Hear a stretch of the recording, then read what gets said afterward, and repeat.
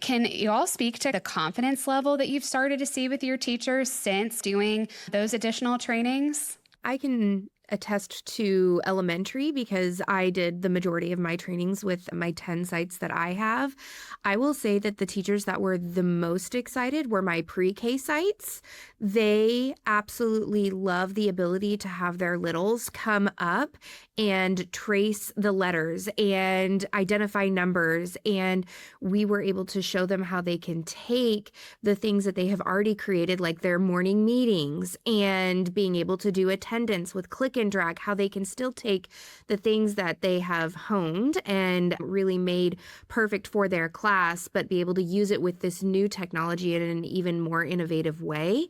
I love that you just brought it right back to our students, right? Like at the end of the day, all of this hard work that your team has put into onboarding new teachers, refresher trainings for those that have had them for a while, new campuses that got them. At the end of the day, it's taking it from, okay, we're making teachers' lives easier, but who's really the real benefit here? And it's our students. So I love that you have those examples of students being able to feel confident and being able to go up to the board and do that.